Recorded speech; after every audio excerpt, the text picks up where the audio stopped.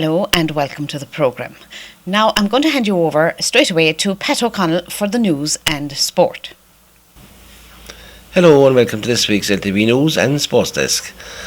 Sunday last, Easter Sunday, saw the annual commemoration, the 1916 commemoration take place in the square in Macroom.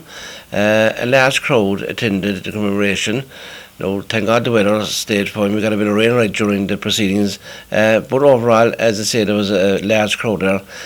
The proceedings were started off by the chairman, Brian O'Rourke, and he introduced Seamus Harrington, who laid the reed at the monument. This was followed by the proclamation being read by Margaret Creedon from Cork, and Paddy Savage from Middleton sounded the last post. And there was also a piper, Dolan Kaler, gave some very nice music before the commemoration started. The national anthem was sung by Michael Bradley, and Jack Roach gave the oration at this year's commemoration. Now, after the commemoration in the Castle Hotel, there was a gathering, and a presentation was made there by the War of Independence Commemoration Committee to Michael O'Connor from Kilvoutra. Michael was the founder member of this committee, which was formed in 1995, and the purpose of the committee is to continue the commemoration ceremonies at different monuments around the Macroom area, and also to look after the upkeep of the monuments. We went along with our cameras to the square last Sunday, and we now bring you the oration which was given by Jack Roach. I'd now like to welcome our guest from Duhallow, Jack Roach. Here le agus accorda. Is more an as atharum vehas a hanor mass on overish. Agus a kid shis pom cogalas a goal gudi an Christia kar an queenie kan a reg gap blian. Rinna blianta. Kan an order hort to those the dini a kaira hail ref cogan the sirsha. Agus more the dini a kaira hail a shocked in Casca in Blacklee. We're assembled here today, as is happening hopefully in many parts of the country, to pay tribute to those who fought for Irish freedom, and particularly those who came out in 1916. And let us for a moment remember the young men and women in Dublin who took part in the 1916 Rising. Many of these of the leaders were intelligent men. They knew they would not win a battle, but they knew that it was necessary to make a sacrifice to ensure that the people of Ireland would have a pride in their own country and would continue a struggle to gain a freedom for it. We are all well aware of what happened in Dublin. The 1916 Rising went on for a considerable period, after which there was a surrender, and the leaders of that revolution were all executed. Their names are written in blood in the history of Ireland. But in doing so, they are reawakened an interest and a desire for freedom in this country. And right round the country, from 1916 to 1921, we had a guerrilla warfare which the British could not win, ultimately decided that they would have to agree to a treaty and a truce.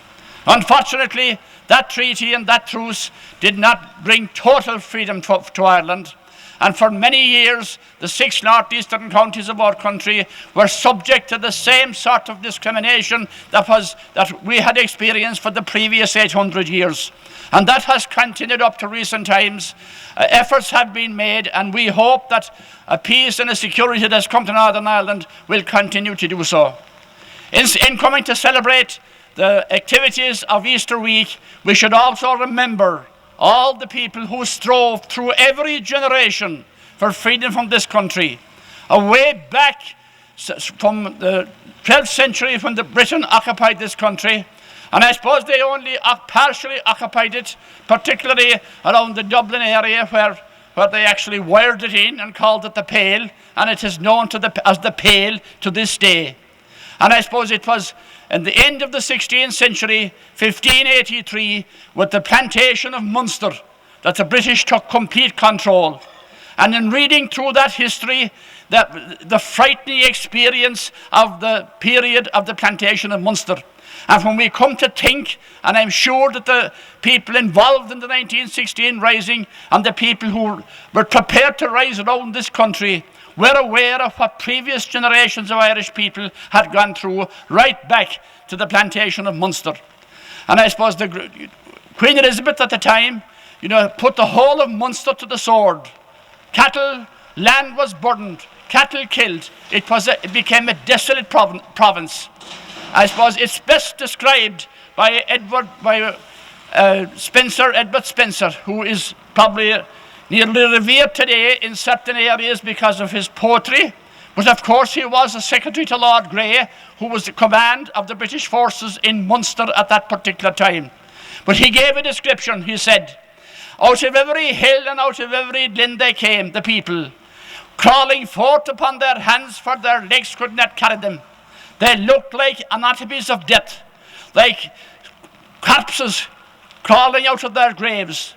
They eat the dead carcasses, and happy were those that could find them, and themselves afterwards, in so much as that the very corpses they spared not to scrape out of their graves, so that they could eat them."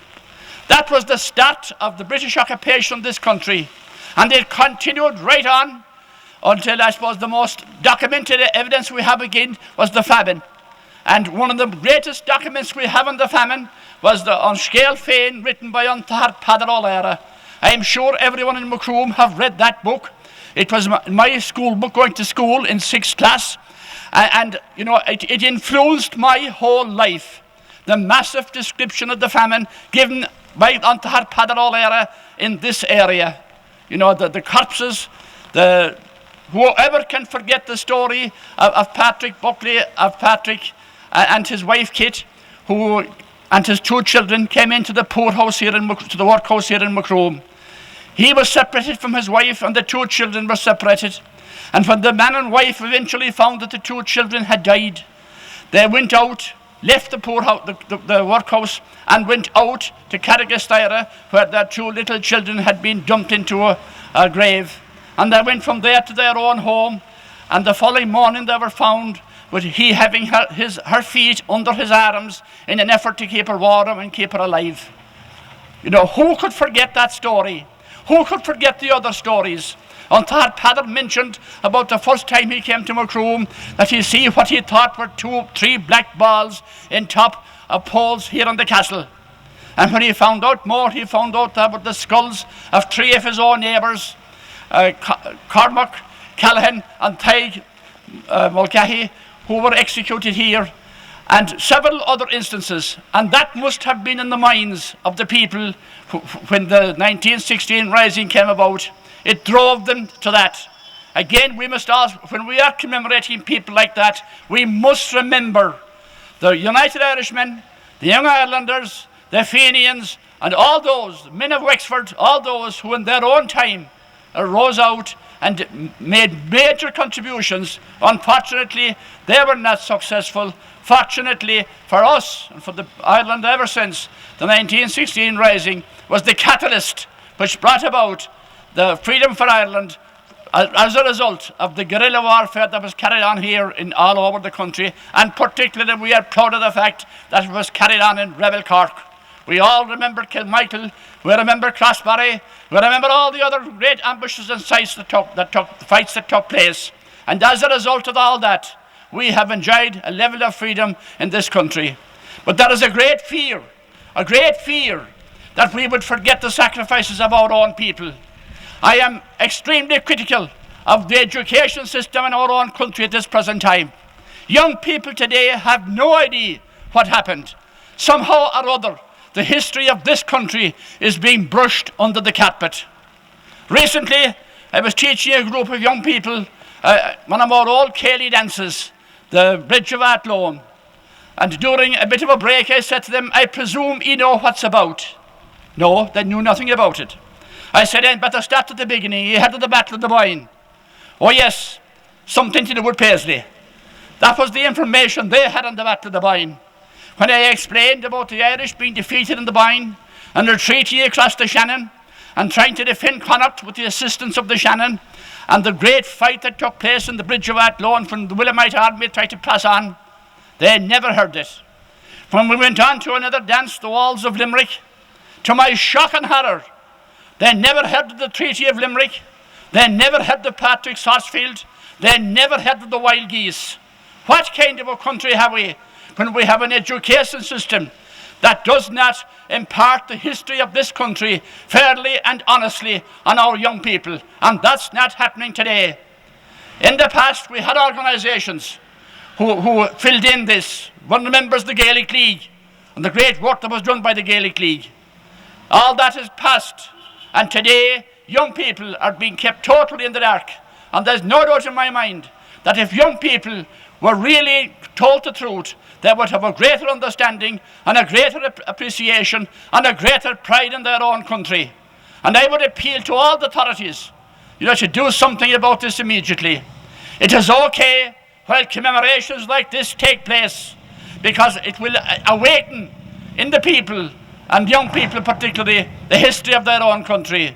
But unfortunately, commemorations like this may not continue into the future, and we will end up as a nation uninformed sort of barbarians who will know where we came from and will know nothing and have no pride in our own country.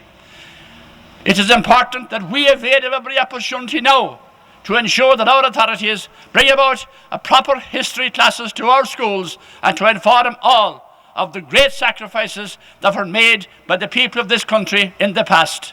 We are a proud nation. We are proud of the people who fought to bring the freedom to this country. Let us not fail them. Maybe we haven't lived up to the highest expectations. The chairman here opening the meeting today mentioned the current problems of the country. And while we think they're great problems, they're small in comparison with the problems we had in the past. No doubt this country will come through those problems, however long it takes, and Ireland will again become a great nation.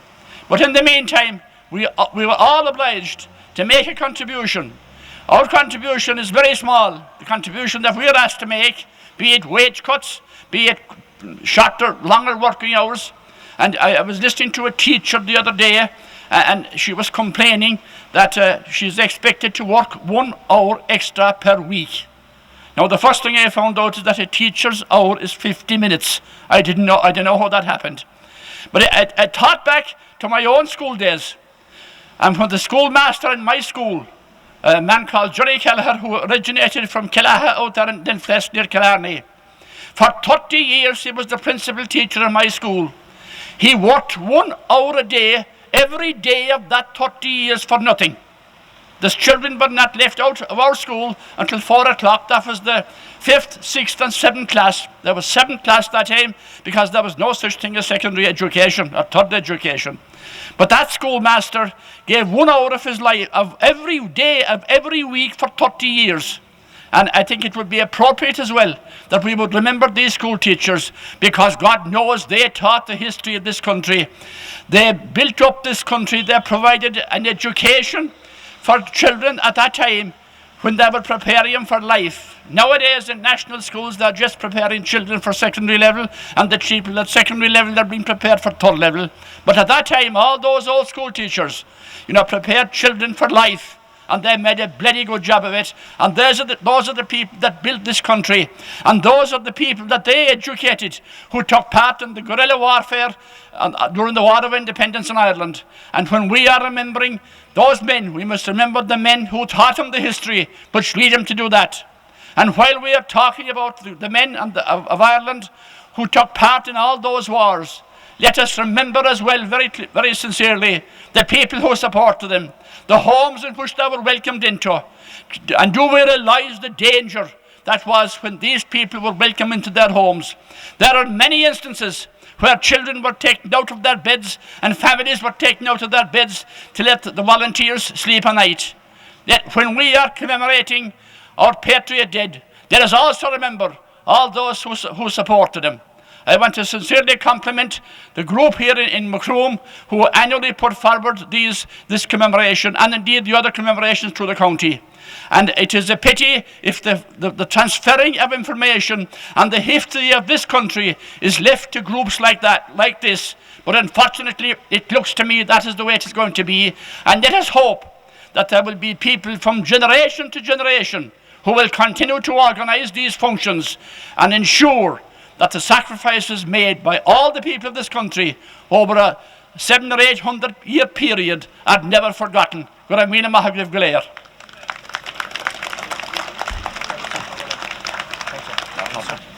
Sing a fianna fáil, a toffee owl erin, buindar slú, hartlín dar aini chuin, fe void veser, Shantir a sing sir fasta, ni og far, feintir on off en troll. Anach the hymns of Arnavil, Legian Gael chun Vaishnu sail, Legon a Shkrech, Felach na Piler, Shalif Kani Aran Levin.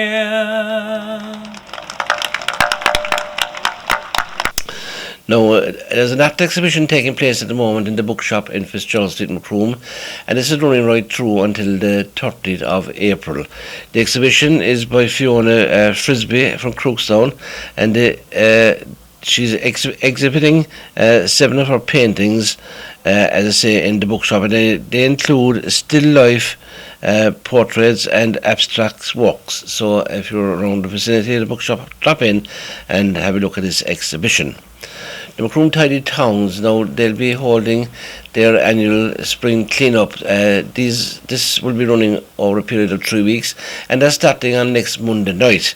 That is the 12th of April, and on that night they're looking after the Gurteen area of the town. So anybody up in that area, would you please meet at the Old Triangle at 7 o'clock. The spring clean-ups take place normally for about an hour and a half. They're finishing at 8:30, and they're asking everybody in that area of the town to come to the Old Triangle at 7 o'clock on next Monday night, the 11th, and as I say, support the clean-up and help improve your environment.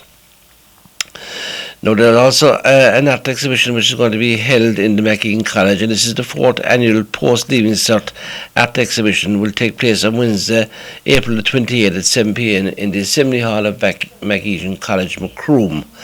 The exhibition is a combination of work of art, craft and design, which the students have done during the past year, and they will include paintings, drawings, printmaking, textiles and ceramics, and everybody is welcome to come along. We'll tell you more about anything coming up nearer to the date, but just a preliminary announcement is on Wednesday the 28th of April at 7 p.m. in the Assembly Hall of McEgan College. Now, Macroom senior citizens, they would like to inform everybody that their monthly social will take place in the Father Ryan Hall on Tuesday, April the 12th. Tuesday, April the 13th. That's in the Father Ryan Hall, and everybody is welcome to come along, and music for the night will be provided by the Lee Sound. There will be tea and sandwiches served and cakes, and admission is free, and there's always a very good night here of music, song and dance. So come along to the Father Ryan Hall on next Tuesday night and enjoy the monthly social. The Macroom senior citizens would also like to inform the public the following events are taking place in the Father Ryan Hall for the active retirement. This is on Monday mornings at 11 o'clock until 12 noon. There's art and craft classes. On Wednesday mornings at 11 o'clock until 12 noon, there's the older people in dance program. On Thursday nights in the Father Ryan Hall at 8:30 there's a bingo, and on Friday evenings starting at 2 o'clock until 3 o'clock there is line dancing. So plenty of activities taking place there. Everybody is welcome. There are citizens active retirement activities in the Father Ryan Hall. Also on Saturday mornings down in the Father Ryan Hall, the Macroom senior citizens, their shopping is open there from 10 o'clock until 3 o'clock each day, and they're selling some very, very good second-hand clothes. There's toys, household goods, new and not so new, and great value there for anybody who wants to pop into the shop. It's a fundraising initiative for the senior citizens, and it runs from 10 o'clock until 3 o'clock on Saturdays. Now, out in Drumree, when they come back there after the Easter holidays, the students of Drumree National School will come back to a transformed school, because since July 2009, major works have been carried out at the school, which includes an extension. The extension includes extra classrooms, a resource room, staff rooms, office, toilet block, and a general purpose room. They've all been completed now, and as I say, when the students come back after the Easter holidays, they will be going to a nice new refurbished school. Now, up in Clondrohid, the JB Keeler Memorial Table Quiz, that took place there some time ago, and recently a cheque for €3,000 was presented to Macroom Hospital, and we went along with our cameras, and we now bring some of the proceedings of the handing over of this cheque, as I say, which was the Jamie Keeler Memorial Table Quiz. That's where the funds came from. We are here tonight to remember Jamie on the first anniversary of his death and to present a cheque to Macroom Hospital on his behalf. Jamie was a man who lived all his life in this community and was always willing to help out anyone in any way he could. Macroom Hospital was very close to his heart. He often spoke of the great care his mother received there. So this is why we chose to run this event in his memory. We hope that this will go somewhere in helping the hospital to continue all their good work. And we are happy to present a cheque to Rosemary for €3,000 tonight.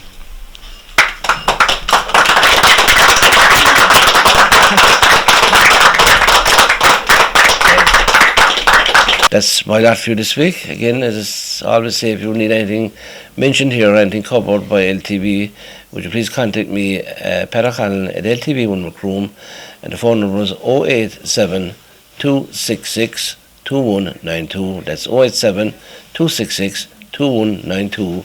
Again, thank you for watching, and good night.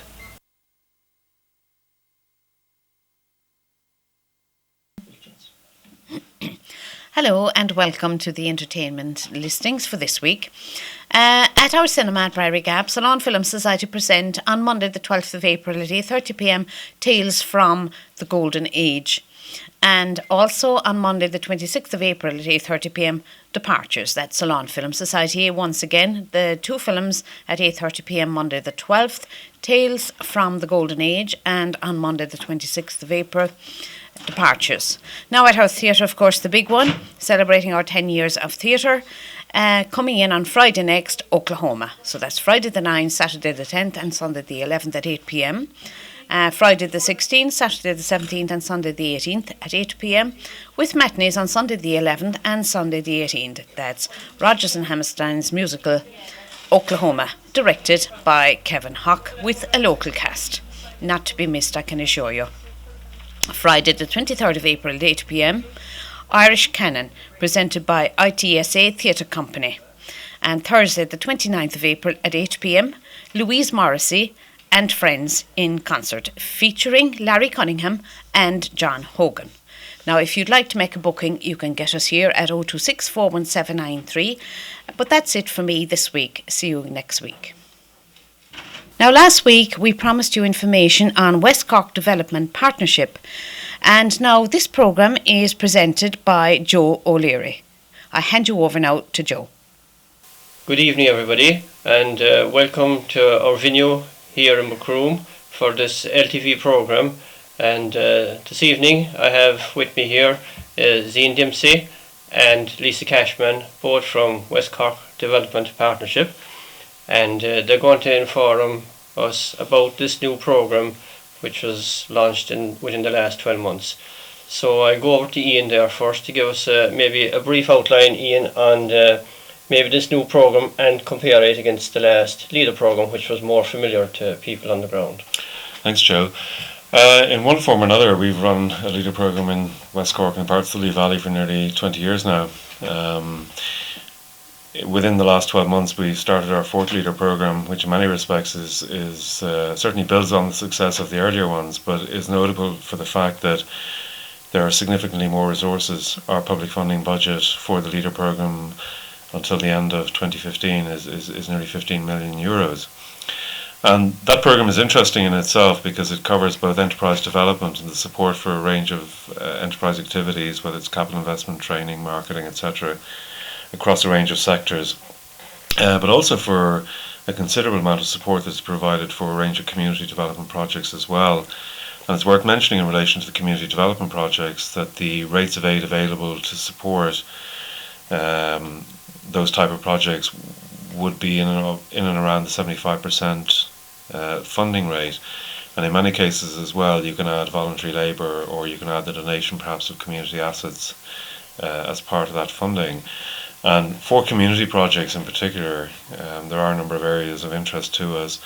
The development of community facilities, for example, local amenities, tidy towns type projects, environmental works, for example, culture, conservation, heritage, community arts as well.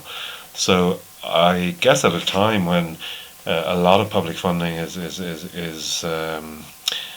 limited, or in some cases simply not there anymore, the Leader programme offers an opportunity to communities right throughout the West Cork and Lee Valley region to come up with ideas, for example, and to talk to us, and we'd be happy to discuss that with people and to see to what extent we can provide financial support for them to develop their project ideas.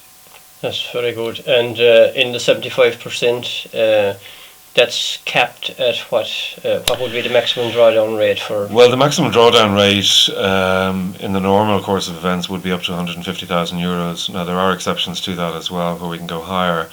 And indeed, we have one opportunity over the next number of years to fund a community project with grant aid of up to €500,000 as well.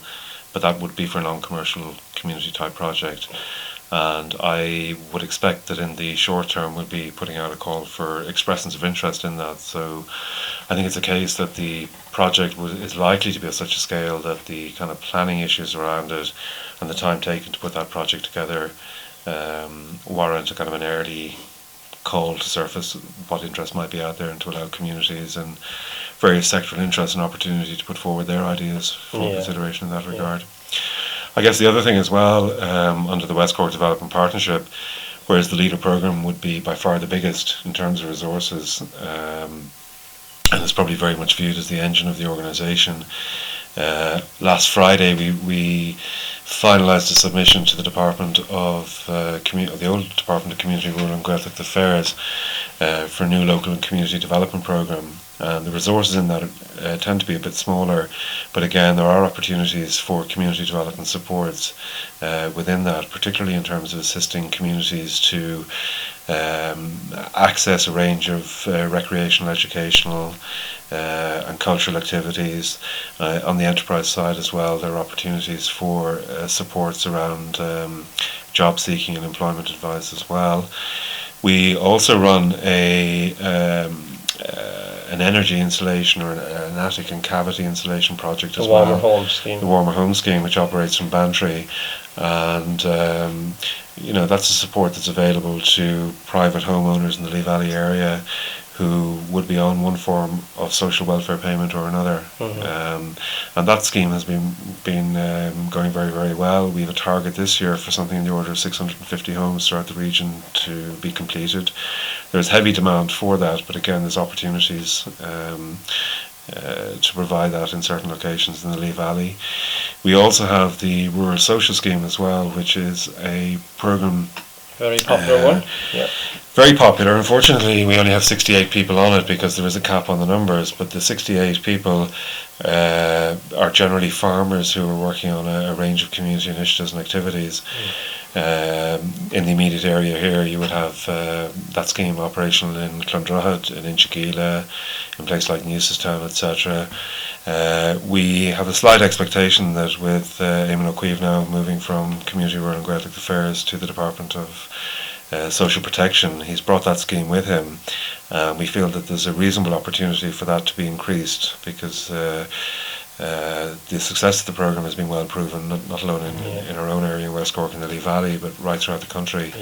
And I think philosophically the Minister would be of a mind to put more resource into that. The same is true of the Community Services Programme as well, which is of considerable benefit to a number of communities throughout the region in terms of their maintaining a range of community facilities and running those both at a management level and also at an operational level.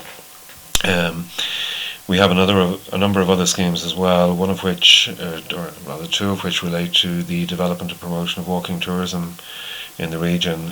For the most part, as things stand, that is centred on the Sheepshead and the Bay Area peninsulas.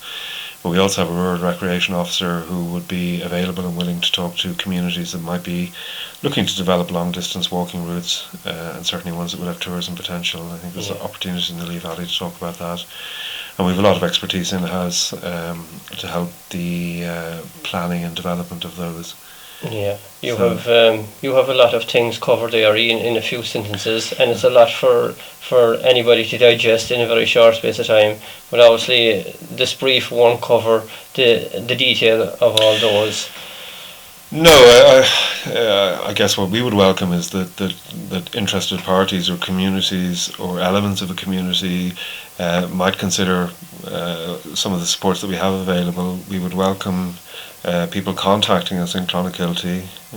I'm sure you give out the contact details later. Yeah, we have a lot of information on our website as well about various schemes. We also have a newsletter that we make available to communities, and if anybody wants to register for that, we'd be happy to send them regular updates on what we're at.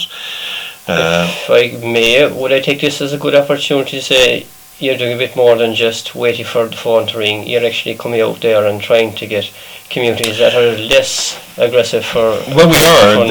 I suppose I mentioned that in one way or another we've been doing this for nearly 20 years now, and I suppose a number of points that need to be made. One is that whereas we have development funding available, it goes beyond merely the getting of a grant, if you like.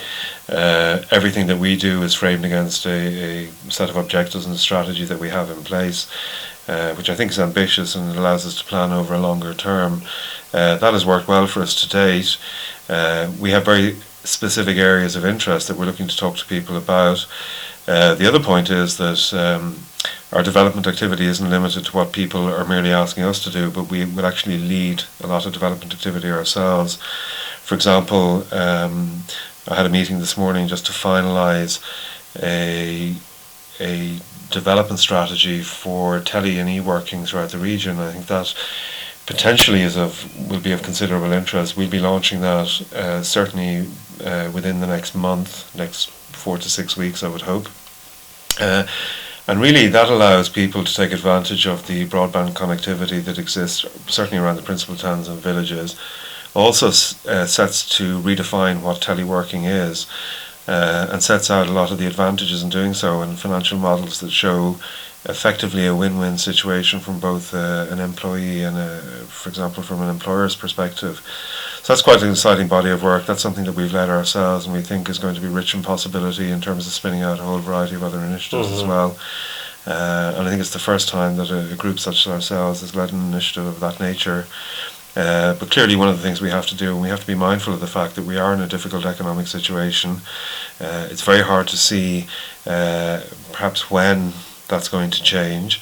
We're talking to a lot of people around enterprise ideas and employment ideas, and what we've seen in the last 4 months is a very notable surge in the numbers of people who are looking to take responsibility for their own employment, looking at setting up new businesses. Some of those will benefit from grant aid, but not all of them will.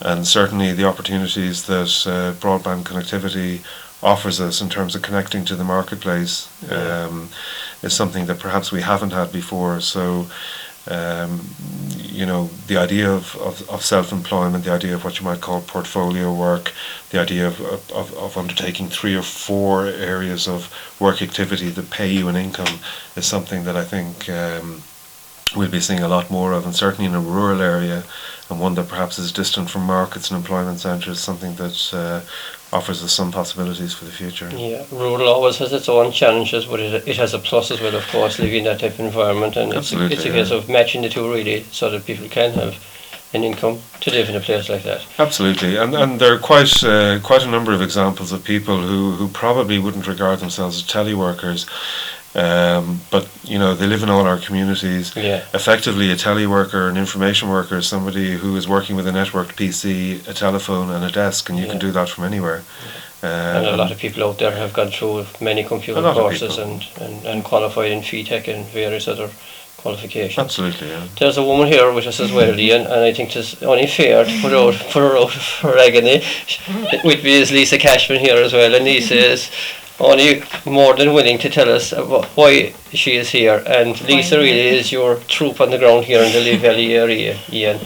Well, attempting to do so anyway. Good girl, you I are. suppose You have we had it up on a few weeks ago on the screen on LTV, and this is a program that you were hoping to get going here in Coolcower.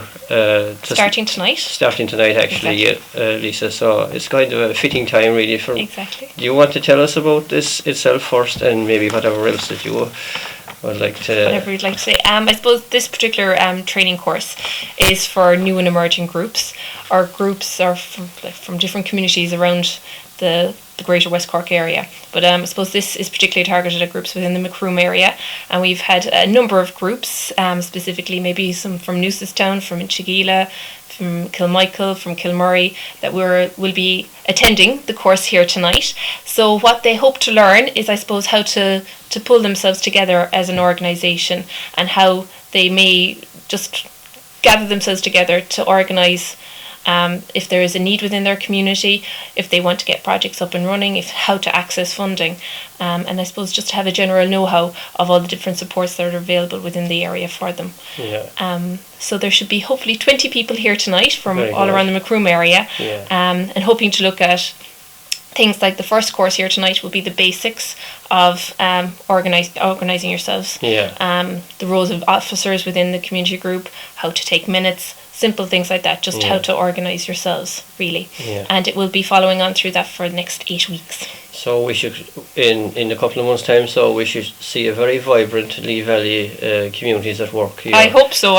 And if there are any more out there that would like to take the opportunity just to get in contact with me, and maybe we might run a similar training course like this again, That's what I was but going just to say. to make contact with me and to let me know if you're interested, or just if there are particular issues within your own community, or if there's a project that you want to look at, to contact me and just make me aware of it, and I can take you through the process of making an application. Yeah. And I suppose just to hold your hand, really, and to get you through the process, really. Very good. Thanks very much for that, Lisa. And can I reiterate again for people to sign up for the newsletter, because I try and send out information maybe every 2 weeks about different programs that are coming up. Specifically at the moment is Spring Clean, which is I suppose an anti-litter initiative that's run between Antashka and the County Council and ourselves, and we liaise between the County Council and the community groups, and we give them the materials, the litter pickers, the bags, the gloves, the tabards, everything that's needed to try and make a clean up within your community, be within the village nucleus itself, or within the approach roads. And so that has been very successful over it has the been last very couple of years. successful. We've had over 50 groups last year, with over 1,000 people participating. So we're hoping to increase that now this year, and if we could get a greater participation from the Macroom area as well, we'd only be too delighted to facilitate it. I'm sure you will, and this interview, I suppose, is very timely, really, in kicking that off. Yeah, exactly. The Spring Clean particularly will be the week from the 19th to the 26th of April, and I suppose it's following on from another community initiative, was National Tree Week, and many community groups within the Macroom area as well availed of that. So we, I suppose, we organised the donation of trees to particular community groups for use and for planting in public areas as well. Yeah, very good, very good. Ian, So if I could just add to please. the community training program, one of our objectives and motivations for doing that is really to drive greater activity through the various programs that we run, certainly to raise awareness of those. And really, I think it's become clear to us that unless communities take initiative and take responsibility for a degree of project planning and development in their own areas, it simply doesn't get done. And we see continually or progressively the local authority withdrawing services. They're only one example, but it's quite typical of what's happening in terms of the public service and state sector. Yeah. There are clearly resource constraints there, and we can argue as to whether that's desirable or whether we accept it or not, but ultimately over a long period of time we've seen communities that take responsibility for those works, developing quite considerable projects in a number of different ways. I think, if I recall correctly, the first time I met you was as a participant on the community training program in Macroom about 15, 16 years ago, I think. And that has always been a very good entree into local development. I would be conscious that many of the community groups in one form or another have been very, very involved at local level. But really, over the course of the next number of weeks, what we would like to do is to equip them with not merely greater knowledge about ourselves and our own programs. There are a number of ways in which we can do that, but to talk about how best to organise, how best to develop a strategic plan for your organisation, for your community, for your area of interest, where to look for finance and funding for that. And we would be confident that a certain level of what will come through there will lend itself very readily to development support from at least one, if not a number of development programs that we have over the next number of years. Yeah. I mean, and from that course, I suppose we progressed to do a few more projects in our own area of Carriganima, and we got involved as well in the Urban and Village Renewal Programme, which was a very successful type of programme, really, and it was a great learning curve, and it proved as well, like, that if you're prepared to do something for your own community, there's help out there for you. Obviously, financial help is way more limited at the moment from other sources, but the development partnership really has a bit more funding available to it compared to the old leader programme. That's a big plus, with community funding up to 75% and allowing for voluntary work and things like that. People's input needn't be as expensive. No, I don't think so. I mean, I think with the levels of funding and aid at the level at which they are, that's 75%, and the fact that you can use other sources, like in some cases local authority funding to match that, in some cases voluntary labour, in some cases the donation of an asset. Some groups that we've dealt with have had the good fortune to have buildings left to them, for example, and the asset value of that can be factored in. So in many cases, despite the fact that the overall exchequer funding or economic situation is particularly poor, in some sense, assuming you can come up with the idea and you can be organised, there is reasonable access to community funding in a way that potentially or possibly wasn't there before. And perhaps the only failure is the failure to take advantage of it, or the failure to come up with an idea that will meet with funding approval. Yeah, a controversial question for you, Ian. Are we here in the Lee Valley area a bit slower off the mark to draw down funding? Traditionally, I mean, certainly we'd always have felt that we'd like to have seen more from the Lee Valley, and I think there are probably many, many reasons as to why we haven't. Having said that, we always have had a reasonable amount of projects. One of the things that we would concern ourselves with over the lifetime of any programme is the geographic balance and representation of where projects take place. I don't know. I mean, it is a phenomenon that the further west you go, the hungrier people tend to be for community and enterprise possibilities. It might also depend on the degree to which an area is influenced by commuting population and people who travel long distances to work. I think there are a number of reasons. The other thing is, I think quite clearly in terms of the geography of the area, travelling east to west laterally is much easier than travelling north to south within the region, so perhaps that is a factor as well. We'd like to see more. We have a number of projects certainly already approved in the Lee Valley area, both community and enterprise level. We have a number in the pipeline, some of those for immediate evaluation, and we would expect that those would increase. We're in a reasonably unique position at the moment as well, because many of the funding opportunities that were there before are, insofar as any of them exist, some of them are actually exhausted at the moment. So we actually have development funding now. I have to sort of qualify that by saying we're not a catch-all or a panacea. And it's clear that one of the bigger issues around enterprise development and enterprise funding is actually working capital and cash flow, which we don't have any particular tools to allow us to support. but we would be confident that we will have a good engagement, and certainly the community training program that's been delivered here tonight in Coolcar and for the next number of weeks will certainly serve as a catalyst for driving not alone community activity, which it's designed for, but I think once you have awareness out there of what you do, it tends to sort of filter out into all the necessary places. And this isn't just talk. You have put a lot of work into this in your plan for program up until 2013, as you can see by the size of this manuscript. The document is interesting as well because it's a challenge to kind of take the platform that we have and to further look to develop that, but also to plan for development over the medium term and to consider what type of communities, what type of economy, what type of society we're aiming for in the medium term. And we need a degree of ambition and innovation to get to that point, because clearly the way things are at the moment, there's all bets are off, everything is up in the air in many respects. But there are opportunities within that as well. And certainly we've seen a considerable change in people's attitudes and mindsets.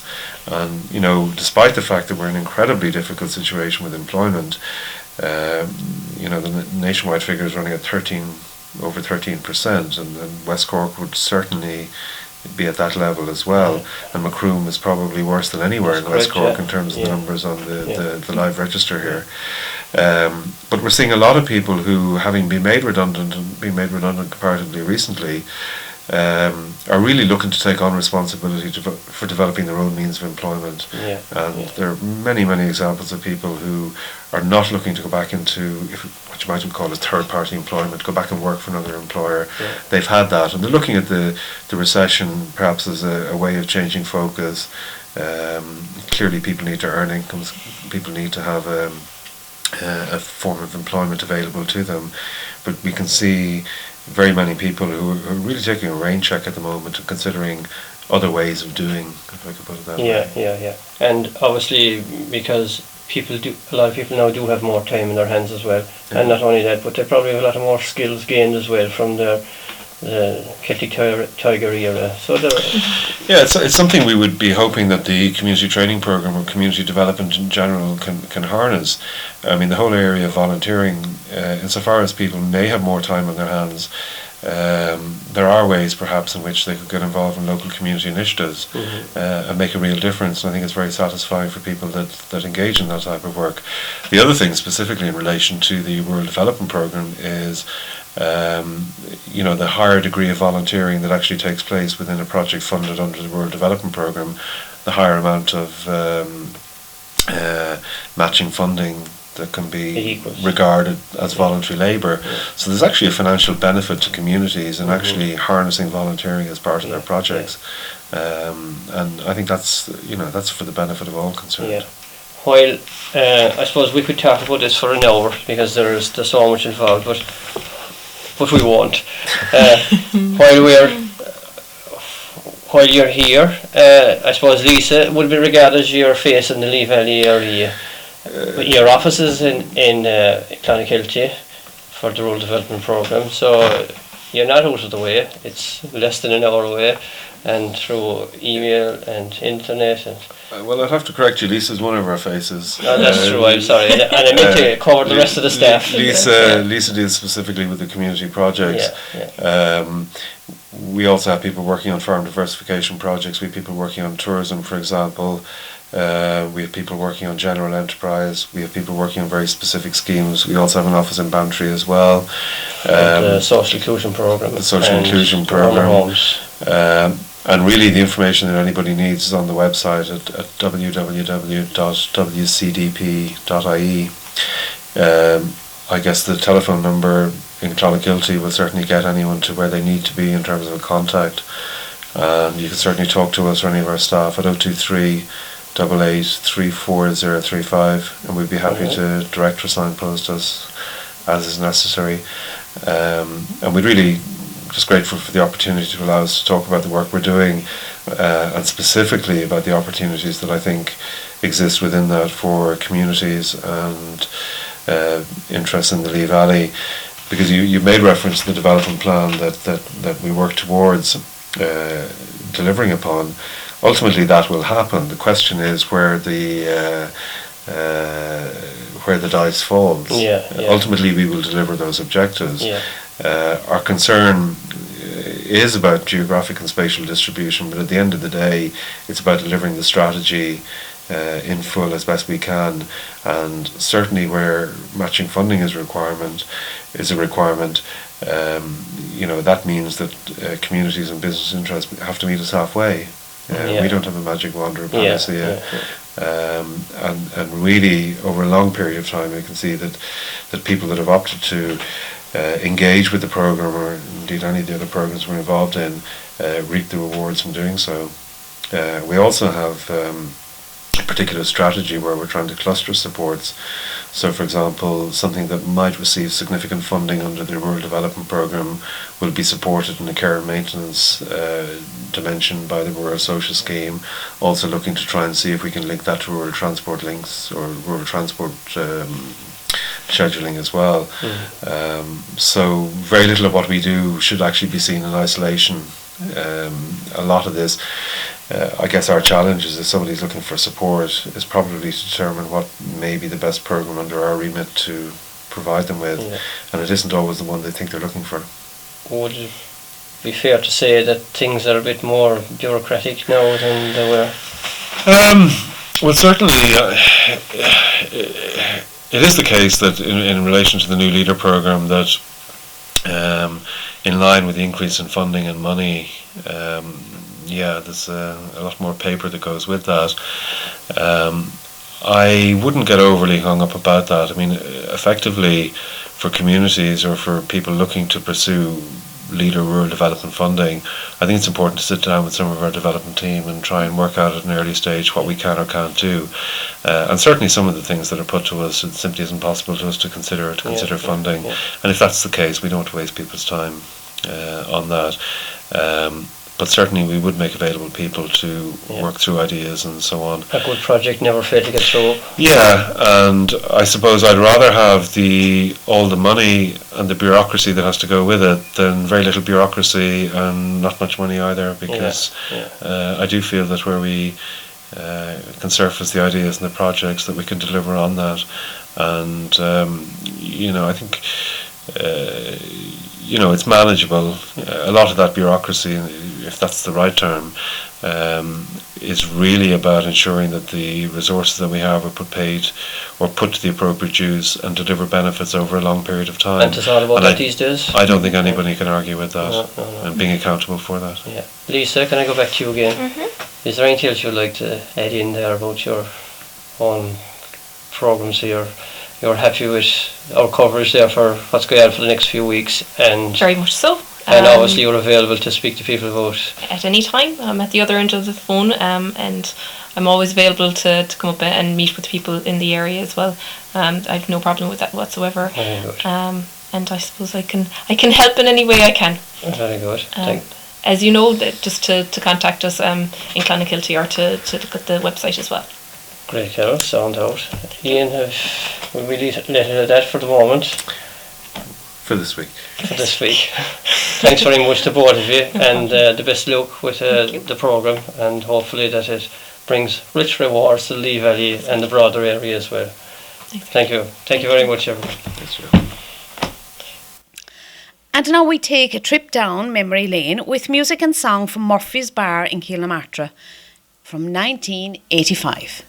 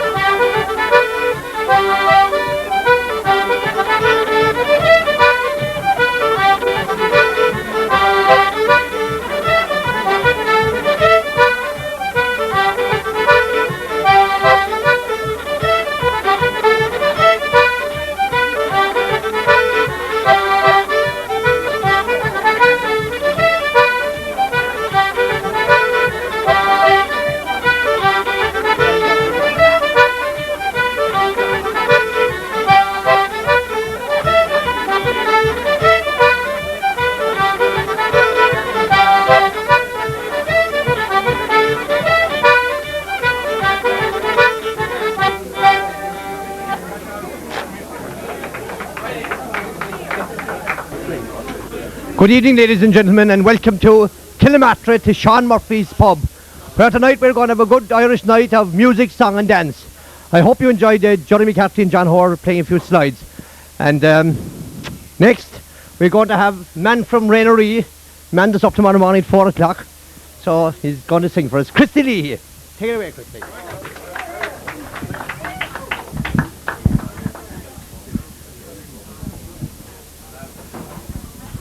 Oh, Father dear, I oft times hear you speak of Baron's Isle. The snow-crowned hills and valleys green, its mountains rude and wild. You said it is a lovely land wherein a prince might dwell. Then why did you abandon it? The reason to me tell. Oh son, I love my native land with energy and pride, until the blight came o'er my crops, my sheep and cattle died. The rent and taxes were too high, I could not them redeem. So that's another reason why I left old Skibbereen. 'Tis well I do remember that bleak December day, when the landlord and the sheriff came for to drive us all the way. They set our roof on fire with that cursed yellow spleen, and that's another reason why I left old Skibbereen. Your mother too, God rest her soul, fell on the snowy ground. She fainted in her anguishing, seeing the desolation round. She never spoke but passed away from life to mortal dream, and her body finds a resting place in dear old Skibbereen. Now you were a boy scarce 2 years old, and feeble was your frame. I couldn't bear to see you there, you bore your father's name. I wrapped you in my coat of moor at the dead of night unseen. I heaved a sigh and bade goodbye to dear old Skibbereen. Oh, Father dear, the day will come when vengeance loud will call, when every man with feeling stern will rally one and all. I'll be the man to lead the van beneath the flag of green, and loud and high we'll raise the cry, revenge for Skibbereen.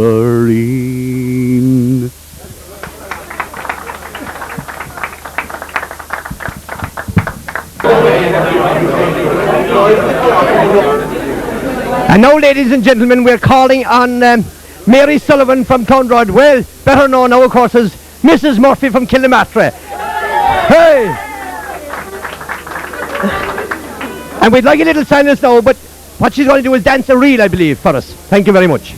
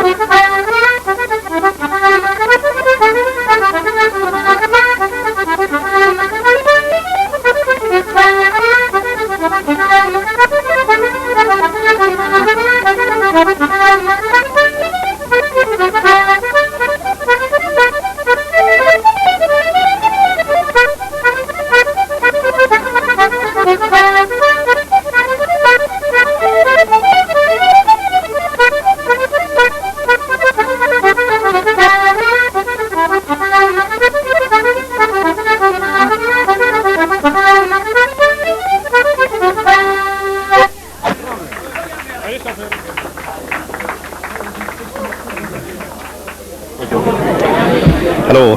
Now, the next song that I'm left to introduce is a song about two fishermen. They were Danny Reardon, I suppose, from Lissacrasig, and Olcon Kaler from Colavokig.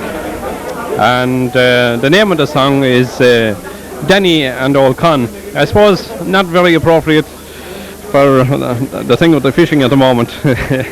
But Connie is here to sing it anyway.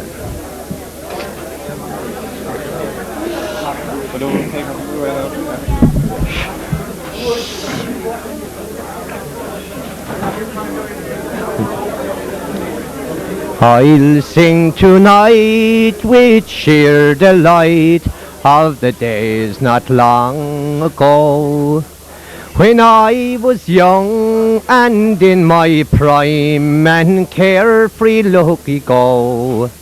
I remember well those two old men whose time have now rolled on. Oh, they left me with sweet memories, that's Danny and Olcon. They taught me how to fix that line on a winter's night of yore, when I was young and eager for to fish for trout galore. Well, I thought the day it would never come for to try that rod and line, and to prove that I was a fisherman on Solon's lovely side. They told me of their escapades from Macroom to Poulnabrow, and how bailiffs were tormenting them when poaching they did go, and how they eluded them with swiftness and with guile, for to come back home with fish galore and big broad winning smiles. Oh yes, I love to sit and hear the Solon's lovely flow, and the gurgle of those waters neath an autumn sunshine glow. And as I wander along those banks, well, I feel the teardrops fall, and the sadness deep it comes over me when past days I do recall. Oh, the Cleddock winds are whispering, they whisper soft and low. They seem to tell about two old men in the days of long ago, who roamed the glen. Oh, they were happy then as they fished the banks along. Oh, those haunting smiles and the sprightly strides of Danny and Olcon. Ah, well, now they're gone across the wave, but the memory lingers on. I think tonight of happy days, and I wish them back again, when Solon River is in fast flow and the fishing time it is on.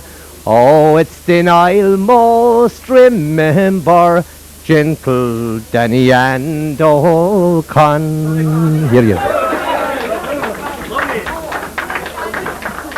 And now, ladies and gentlemen, I'll have one of my next door neighbours to sing here for me. Dan Buckley's daughter, Governor Buckley from Inchinahorrie. She's going to sing Killamatra Exile. Okay, Governor. I am a lonely exile that has left my own dear nation for to seek a situation in a land beyond the foam. I sailed across the ocean wide, through hardships and through dangers, and for years I've been a stranger, from my own dear Irish home, where once I lived contentedly. The friends I loved surrounded me, care nor grief ne'er troubled me, nor made my heart feel sore. But now my days are closing, and I'm parted from my country, and Kilmatra's homely face my eyes shall see no more. I travelled through Columbia's shores, all toil and danger scorning, to the farthest northern border, and westward to the deep, the broad extended cotton fields and plains of Alabama, the mines of Lone Montana, and Rockies wild and steep. I hunted for prosperity, but still it has eluded me. Black misfortune followed me, no matter where I roamed, and often in my anguish I cursed the fate that parted me from the comrades of my boyhood and my own dear Irish home.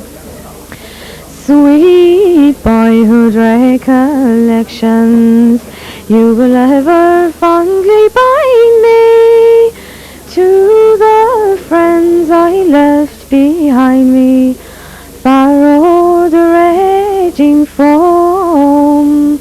But still, dear Martra, where one time I resided, 'tis sad I am divided by the ocean wide from thee. Age is overtaking me, and youth is fast forsaking me. The friends that once delighted me, perhaps I'll see no more. But until my days are over and death has come and taken me, I fondly will remember thee, dear land that I adore.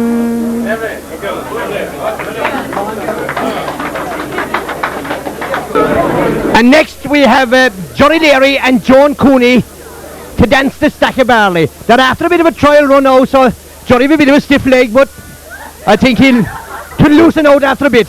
So take it away now, Litchi.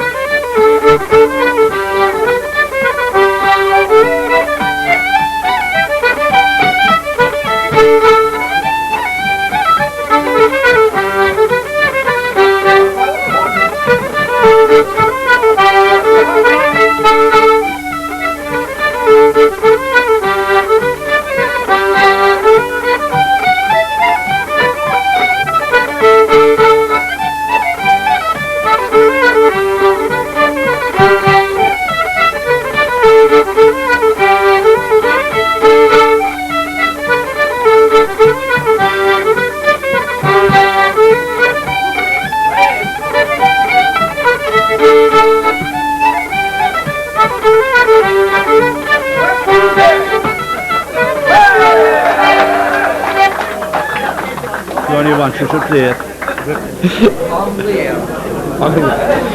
Right, we're back to you again. Now we have a chap all the way from Ballyvourney, Micheál O'Callig, and Micheál is going to sing a song about the ESB coming into Cooley. So Micheál is here and I'll set up the mic on him whenever he's ready. Oh, Johnny dear, and did you hear what all the people say? That the ESB with electricity have landed in Cooley for to give us light by day and night with bulbs that do not blow. Oh dear, if we had them here some 50 years ago. We have John Conlan, that man of brawn, from Clonakilty town. He climbs those poles with his iron soles and never yet fell down. He climbs so high up in the sky to watch the Sputniks flow.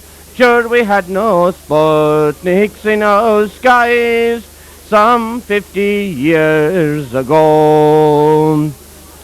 All the lads got jobs and left the bogs and the turf that would not dry. For to dig the holes and stand the poles, they said they'd have a try. For to pull the wire through bog and mire, sure it was a holy show. Oh, Johnny dear, you'd not do here some 50 years ago. We have Ned and Mac and Fuller Black, 3 engineers of fame.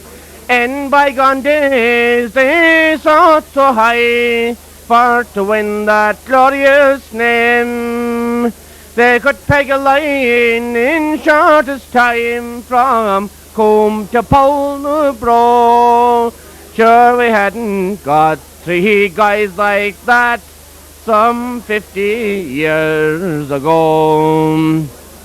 We have Major Dan, that crafty man who drives a Bedford truck. He comes at 8 and is never late for to take the boys to work. When he drives so smooth, we tap the hood and tell him to go slow. Oh, his language then would shock all men of 50 years ago. He's our foreman too, and between me and you, oh sure he's a right tough man. They have to walk just like a Turk, who told me was Fat Dan, for to dig the holes and stand the poles with shovel, pick and crow. Oh, Curly, we'd not do here some 50 years ago. Out Petlock Jur, we call him sir, oh, for he's a fine smart man. 'Tis our delight each Friday night as he drives up in his van, with his smiling face and a attaché case, pay packets filled with dough. Oh, the boys would ring the Crown Wheel King some 50 years ago.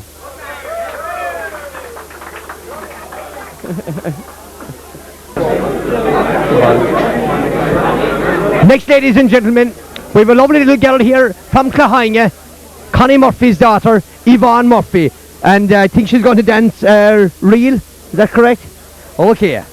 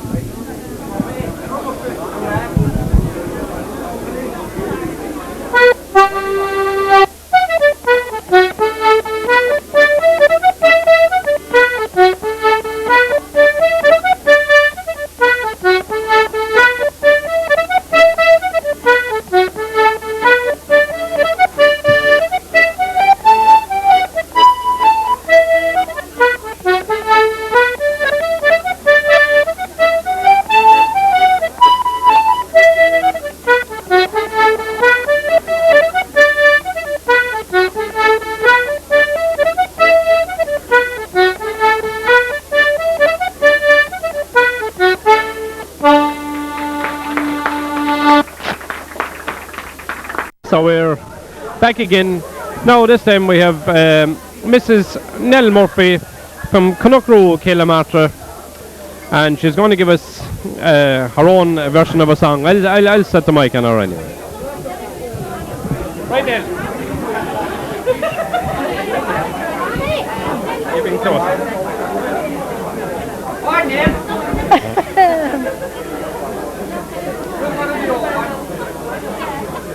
I will ask of you, my darling, a question soft and low, for it gives me many a heartache as the moments come and go.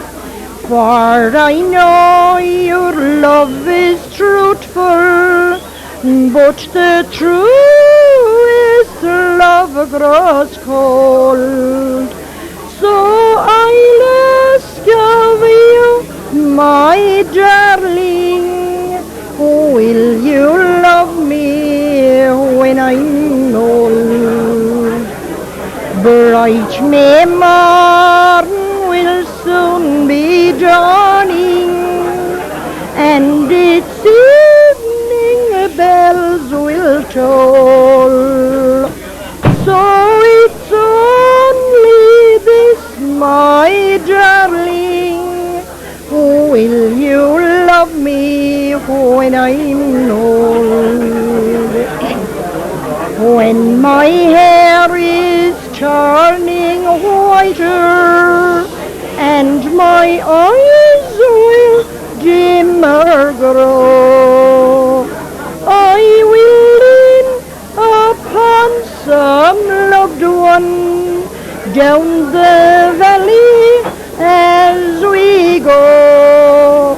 And if I claim of you a promise worth to win this world of gold, I will ask of you, my darling, will you love me when I'm old?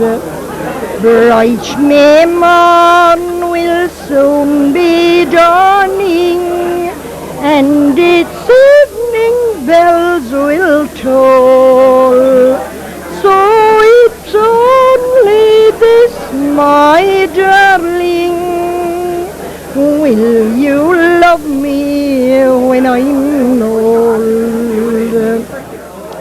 Down the stream of life together we will wander side by side, hoping some bright day to anchor safely and the surging tide.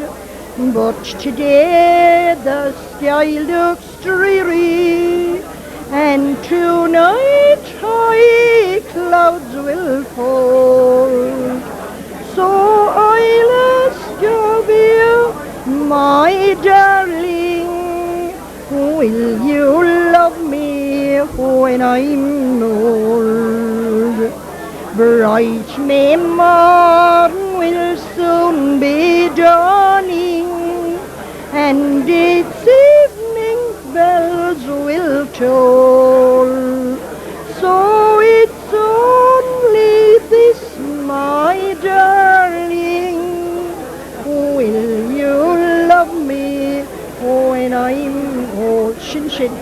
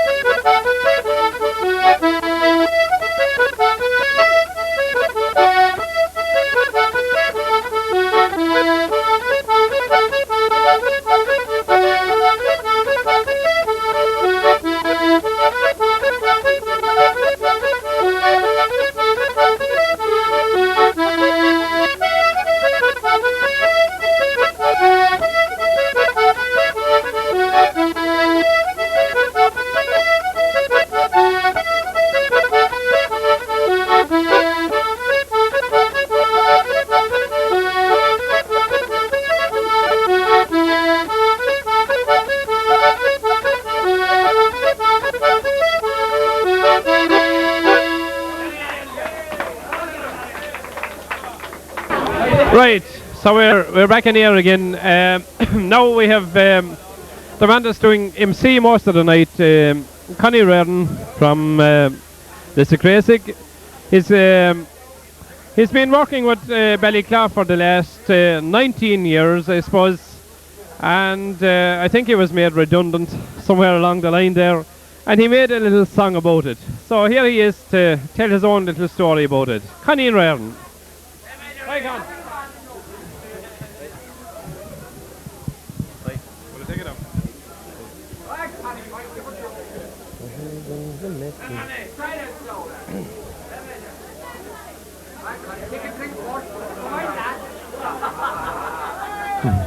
'Twas in the Metleen Blue Lab that the job at first began. There were 7 of us together, oh we all helped hand in hand. With computers, sheets and the compassing and the work sure it went on. 'Twas until Mick Lane he was promoted and then he dropped us one by one. There was Olin, Owen and Kevin, there was our bosses Pat and John. And the only girl that was in the crew, Joan Carroll was the one. She worked on the computers and sometimes Kevin helped her on. And the two of them, they were making riddles about the bandy-legged man. Oh, 3 lovely years, it was all I had, 'twas until the troubles came. 'Twas caused by this mighty man, his name it is Mick Lane. He said if Ballyclough now is to survive, then courts we'll have to take. Think about it here, my boys, think about it for God's sake. Said Olin then to Mick Lane, oh please won't you agree? Now that Kevin Lynch is going, there'll be plenty work you see. Not open for discussion, that was Mick's reply. Management have decided it, and that's where it must lie. So Kevin, he was forced to go, and Patrick, he followed on. And there was a lapse of 3 weeks then, before the challenge Con. They said to Con, there's a job below, but he didn't quite agree, saying there'd be a lot of trouble going on down there by the usual 2 or 3.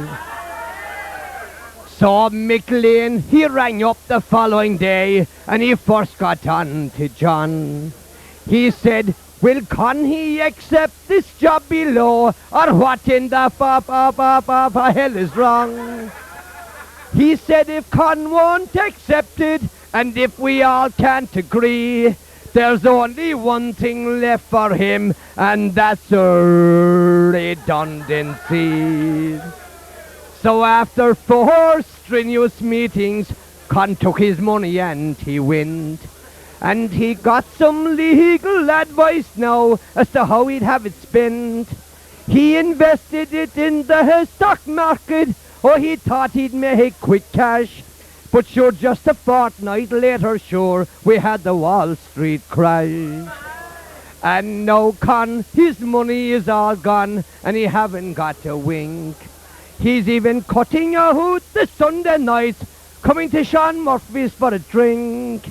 Oh, Linda, she is gone very strict. She says, Con, we're in debt now to our knees, and we've got to wait for 3 more years till we'll sell those Christmas trees.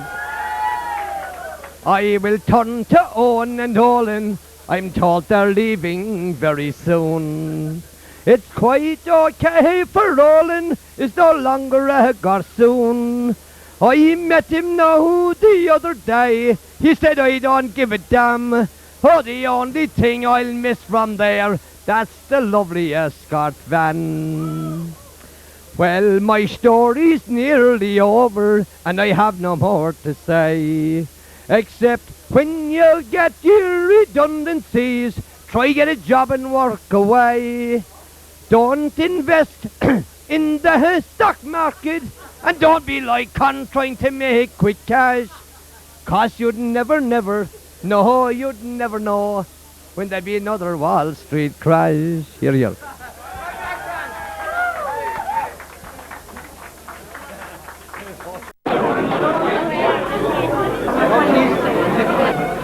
And now, ladies and gentlemen, the night has come to a close, and it was a very, very, very enjoyable night. So I'll hand you over to Sean and Peg to say good night to you. Thank you very, very much.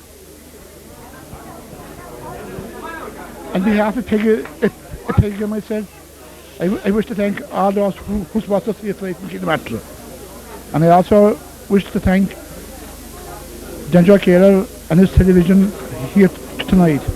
Also, Jody McCarthy and John Hall, and Connie Redden for his great work. And a special word of thanks to Master John Kaler, who was the backbone of it. Thank you.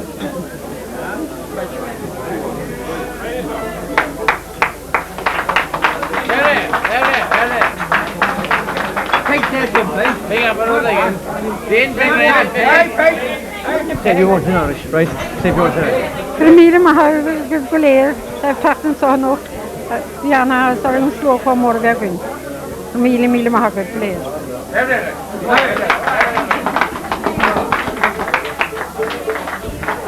Thank you very, very, very much. Right. Okay.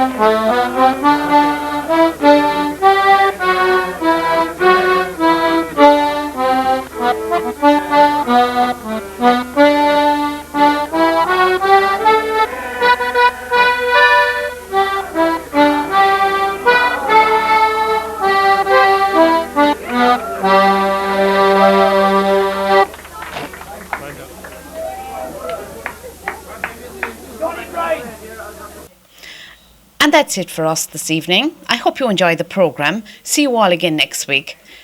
Have a very good night. Ihawa.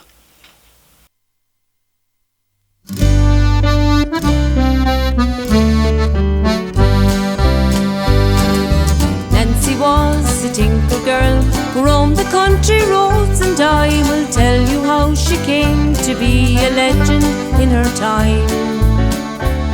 And the reason that I've come to know, well, the tinker told me so. Who better than to pass to me the tale of Nancy Miles? Nancy's father, Tinker Dan, was a poor but honest man. Drove a horse-drawn caravan all through the Emerald Isle. And when Nancy was no more a child, Dan he didn't have to toil. Men would come from far and wide to pay for Nancy Miles.